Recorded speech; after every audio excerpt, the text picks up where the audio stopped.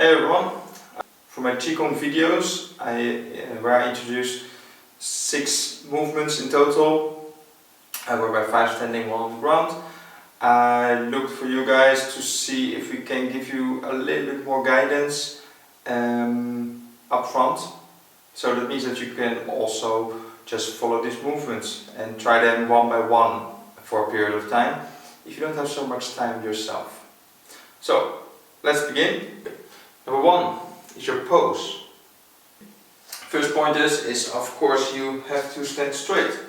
So make sure that your chin is a little bit in and you can move your pelvis just a little bit so your spine will be straight throughout the movements.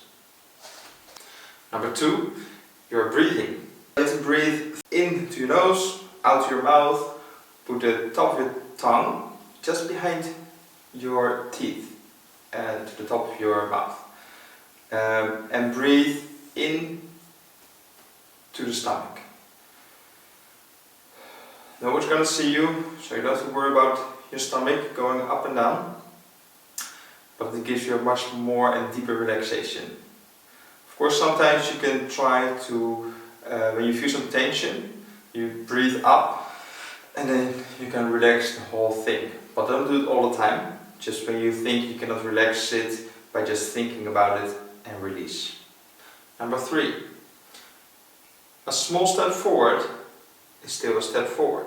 If you feel any pain, basically stop. But if you feel any discomfort, you can try to hold on to expand your boundaries. And if you're doing the whole feature of the 6 movements, you can, for example, say to yourself, I'm going to do 5 minutes today, but after 4 minutes it's really getting uncomfortable, you're almost getting pain. So what you then do is just relax and go to a easy pose. So that can be, for example, the second pose, which is just simple like this. It doesn't burden your body, basically, only a little bit your legs, but you can just straighten them out a little bit more than normal if you feel the pain there, and you can just hold on still for those 5 minutes, because basically you're still doing Qigong at that moment, so you're improving instead of saying after 4 minutes, I cannot hold on and I will stop. And so don't beat yourself up, just find other ways for yourself to still improve, and that way you improve every day a little bit. Okay, so with those 3 pointers to start with, we will continue with the movements. So movement 1 is you just standing shoulder width, feet flat, your legs a little bit bent. Of course all the other pointers have been done, and you raise your hands to the side of your body and then to the shoulder height, moving forward, touch the tip of your hands and then slowly bring them in. Turn them all the way till your fingers touch your sternum, so the middle of your chest. From there, you want to relax your shoulder, of course. It's really important, otherwise you'll be like this. That is not comfortable, but also not helpful for the Qigong. And the rest of your body is of course relaxed. And the only thing you do left is that you are pressing with your hand roots. So this part of your hands are pushing into each other while you're having this movement. So the whole body is relaxed except here. Here you have tension, and this will push your hands also a little bit out. So this will push them a little bit, don't push too hard, just make sure that the force is in each other and not going like this. So just inside each other. So that's basically the first movement. It looks really easy, but it's quite hard to hold for a longer period. So just build it up slowly. In my videos I always build them up 1 minute a week around that pace. So if you're doing it for yourself, just keep that in mind until you reach a maximum of 20 minutes, but the moment, how much time you want to spend on it. So the 4th pointer is to relax. and as easy as it sounds, as hard as it to do. So while you're doing the movements, you continuously screen your body up and down while you're breathing in and out to see if there's any tension. If you feel the tension, feel it, breathe into it and let it go. Just keep doing that. If one part won't go, just move on to the rest and just come back on it later. Because you shouldn't feel frustrated if it doesn't leave. It's just that you will focus on it, and every time you breathe out it will release a little bit. Sometimes it's enough to let it go, and sometimes it needs a lot of breathing. So just keep doing it. Don't keep focusing on it at one point, because then you'll forget the rest of your body. So just come back on it when you screen up and down. And on to the second movement. The second movement is basically split up into two pieces. On to the second movement. The second movement I also use to relax if I cannot hold on any longer. It's quite a simple and easy for the body to feel the energy flowing throughout. And so the simple thing is just like the first one, you're standing shoulder width, bend your legs a little bit. You can even go a little bit deeper if it feels possible for you, of course.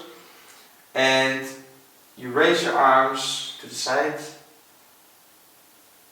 to the front, to your fingertips touch, and you go back. And when you go back, you also move your hands a little bit apart, so they won't stick together. And so from here, you touch, it's easy because you can just close your eyes, and then when you go back, you relax and you go into it.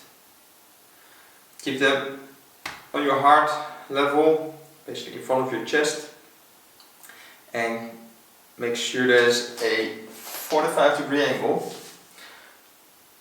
and just keep breathing.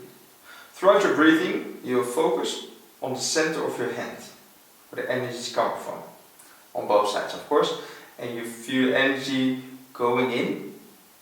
And after a few breathings, you can even slowly move, just really a few millimeters up and down, and you will feel that there is a sort of connection that is holding your hands in that position compared to each other. And so moving like this, you barely feel anything probably, but moving like this, then you feel that it wants to come back to the balance that they had. So that's all for the second one. Okay. The third pose is split into two. You have a left and a right. So what you want to do is put your feet like this, your left feet first, and then your right feet is in the middle. And there is a fist width in the middle. And so that they're quite close. And then you're going to lift your feet up like this. So here you can see what you're trying to achieve is that here is basically no weight, 10%, and here is the rest of your body weight. So if you want to make it harder on yourself, in this movement, you can just keep going down until you sit like this. And from here you have two things. First, a hand on the side where you are standing on your leg. That one will make a fist, not a tight fist but just a loose fist, and you put it on your back. So as you can see here, you put it just above your pelvis, in the middle of your back, and it's half open, and you can just leave it there. Your other hand, basically from the leg that is forward, that's in front, you move the fingers over your thumb. So you basically cannot see your thumb if I put my hand like this, and from there you make the movement going in front of your body, up till the elbow is on the height of your shoulder. So that means that the elbow is on shoulder level and your hand is above your eye height. So what you're gonna do is you're gonna turn your chin a little bit up so you can go straight into the hand. From there you put tension, so you move your wrist backwards, and there's no tension here, only tension in your lower arm because of you bending this. And then you just keep breathing and looking into it. Do about 3-4 breathings, and then you slowly release and come back to the side. And just repeat as much as you want. Then of course the other side, so right hand forward, move your fingers over your thumb, left hand on the back foot, goes back and in a soft fist, and then you just move, tense, look inside the middle of your hand, hold, breathe, release, and come back. And repeat. So that's the third movement. You will feel your leg if you go too deep. So just slow into it because you still have 2 more movements standing to go. The fourth movement is also split left and right. What you're going to do is you're going to step out and make sure you're shoulder width. And so if you stand here, you see shoulder width. Your knee is not like this over your tip of your toes, but above it, straight down. Your left feet or leg, and other way around later on. So your left leg is just straight, but not locked. So it's still loose. From there, you move your hands to the side in as fists, and you move slowly forward until the point that you can look straight into your fist. Then you know it's far and high enough, and from there you make the movement, and your movement with the fist like this until it's straight in front of your vision, and then you're gonna twist it more. But now because I'm one hand it's possible, but otherwise it's usually you will still stay around this field. You just twist your hand to the right, so like this. At the same time, you do the same with your left hand. So you have a fist going back, twisting, twisting, twisting, but this one is going to twist outside. So you are going to be twisted all the way on both sides. It feels a lot of tension, and at the same time you try to relax the rest of the body. By doing that, you can make sure that you keep breathing. Because even though you want to have the tension here and here, you don't want to tense up your whole body. You want to relax and let the energy flow into those places. So this is an important thing to remind on this exercise, because a lot of times when you don't think about it, or when your focus is going to your hands or your arms, you stop or you breathe less smoothly. So try to keep on breathing very smoothly. So then of course the other side, do it again a few times. Your leg is forward, so the leg forward, the hand will also go forward. Twist to the side and then back. So basically you do it at the same time, of course. You go left and right and you twist. Relax the body and just keep breathing, and you come back. And repeat 3-4 times, just like the third exercise. The fifth exercise can be quite hard on the shoulders, at least that's my experience. So the first step you're going to do is you're going to step a little bit wider than shoulder width. So my shoulder basically here, and your knees are basically outside that line. Now, so that depending of course on the weight, so you can just go all the way down, that's fine, but keep in mind you have to hold it for a few minutes. Again here, make sure that your knee is not above the tip of your toes, and so it's not like this, so it won't be like this, just straight down like this. From here, okay, so you start the movement by stepping out to that position, moving your hands to the side and turn your palms up, and then you go all the way above your head till the tip of your hands reach each other. Then you will fold them down so they reach at the top, and you will fold them down like this, all the way to your butt. So from there you will slowly move down, and you also move your legs. So you bend your legs also slowly, slowly, slowly. And while you're passing by your body, I always say try to relax that part of the body. So you'll feel the energy. If you close your eyes, you feel the energy flowing, and you can just relax your whole body while your hands are going down. And then you're set for the next part. So the next part is that your hands are on hip height, and your thumbs will basically be behind your back. It's not that far, but just to give you an idea. So you basically only can see your fingers. So they go down, you're moving to the back, only your fingers are here, and you will twist like this. And so you will do like this. Okay. But of course your hands will just stay at your hip, and it helps for me just to hold your index finger basically to the bone of your pelvis. So you move slowly forward and you sink in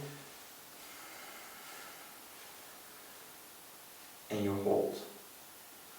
While you're holding, you will feel a stretch, probably from going inside the armpit to the elbow.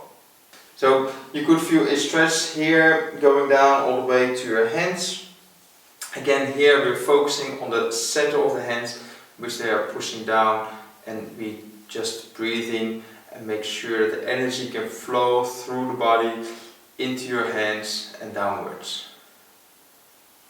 So this really strengthens the shoulders and down to the arms.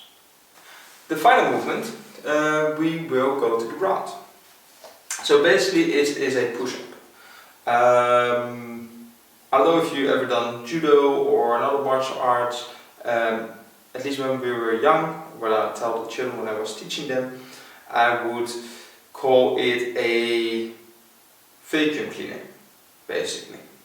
Because you will slide down and clean the floor. At least that was a good exercise for them. And of course, it speaks much better to the mind than just say, do a sliding push-up. So, okay, we're gonna do the vacuum cleaner. So we can clean the floor. So this you can do in steps. A lot of people think it's hard to do a push-up, so just ease into it. But don't forget to also extend and move forward every day for yourself. And so if you think it's hard, you can just use a table. You just stand like this and you can do it like this. And so as you can see, there's not a lot of weight on my arms, so you can practice the movement without too much weight on it. So this should be able to be done by almost everyone, unless you of course pain in your wrist and your shoulders, but just slowly try to do it, but don't go into the pain level. Okay, so if you've done that and you think, okay, I'm ready for it, we're going to the ground. On the ground you can do it on your knees, and that's like, you can do it on your knees and just move like this.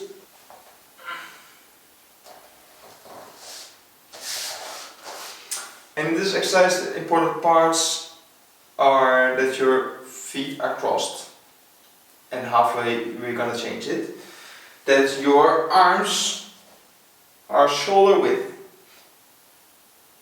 And under your shoulders when you start. And then from there you can just move back, move forward, slowly down, and up. Slowly back, and repeat. So, to practice this, if you think it's really hard, you can do one every morning when you just wake up. And the next day you're gonna do 2, and then 3 and 4, until you have the amount that you want. This sounds really difficult, because you're gonna increase quite fast, but usually your body can cope with it. I had a friend who did this. He did a push-up a day, and then every day one more. In the end he did 150 just after each other every morning. So that means that although he was a little bit trained, he could not do more than 50 before he did that. So that is a really good way to go to the level that you want, and then you can just stay there and keep practicing. So once you have the level that you want, either on your knees or your legs, you can slowly move up. So if you're on your knees, just go to his straight legs like this. So from the knees, with shoulder width, then we're just going to try with straight legs like this. Once we are able to do that, we go to 5 fingers. Once we're able to do that, we go further to 3 fingers. So, by doing this progressively, we are training, of course, our arms, because of the push-up, but we're also training our lower arms, if we have on the fingers, your wrist, because you make a movement over your wrist. So you're also strengthening that, and you're also strengthening your fingers. And you end up with 3 fingers because the most pressure as a masseuse you will be putting with your thumbs and basically these 3 fingers. So these were the 6 movements, a little bit explained a little bit more. I hope it helps you in either setting up your own practice that you're gonna do regularly, daily, weekly, or whatever that is fitting your schedule. And it also helps you if you just follow my daily routine and pushing yourself to really do it. It's just a maximum of 1 hour a day. If you think you cannot do it or you don't have the time, just wake up 1 hour earlier. After doing this, you feel you have much more energy than just sleeping 1 hour longer. So, see you there and have a nice day.